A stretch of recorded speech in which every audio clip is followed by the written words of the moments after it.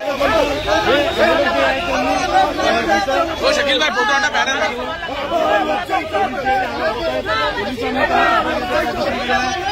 महिला पदाधिकारी देखील आहेत। त्याचबरोबरीनं इथं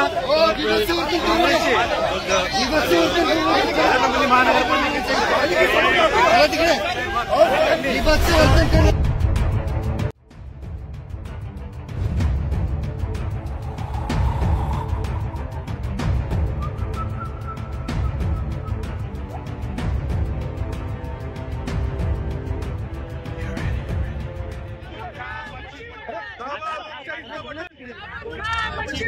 दाबा लोकशाहीचं बटन, दाबा लोकशाहीचं बटन,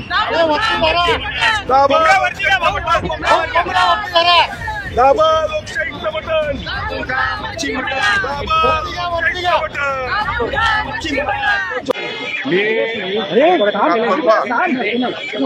महानगरपालिकेला एक निवेदन दिलं होतं की तुम्ही ही जी मांस विक्रीवरची बंदी आणलेली आहे ती तुम्ही मागे घ्या।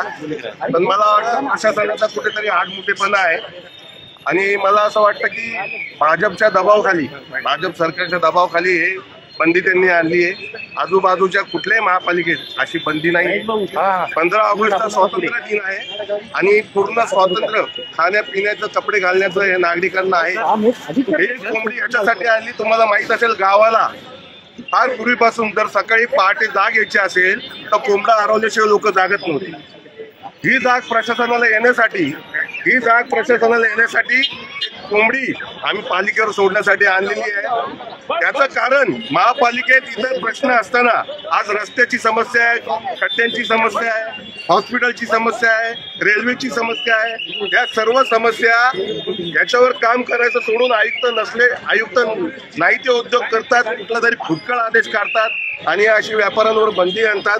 मला असं वाटतं की जास्त व्यापारी हे मराठी आगरी कोळी आहेत, त्याच्यामुळे मला वाटतं त्यांच्या पोटावर लाथ मारण्याचं काम प्रशासन करते आणि याच्या विरोधात करून देखील आदेश मागे घेतला नाही।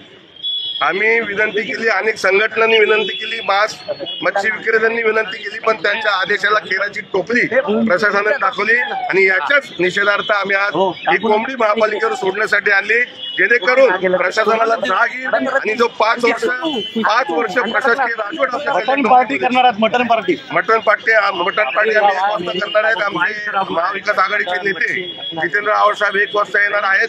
मल्हार हॉटेलमध्ये मटन, मच्छी, कोळंबी याच्यावर आम्ही पार्टी करून त्याच्यामध्ये सर्व म्हणजे महाविकास आघाडीचे दीपेश म्हात्रे असतील किंवा मनसेचे राजू पाटील असतील हे देखील येणार आहेत आणि आम्ही मीडियासमोर मटन मच्छी खाऊन आम्हाला कोण मटन मच्छी खाण्यापासून अडवतो हे बघणार आहोत। त्याच्यामुळे आमच्या स्वातंत्र्यावर गदा आणण्याचं काम प्रशासनाने करू नये, नाहीतर त्याला वेळीच जे उत्तर देतं ते आम्ही देऊ आणि ही कोंबडी आम्ही आज महापालिकेवर सोडायला निघालो आहे।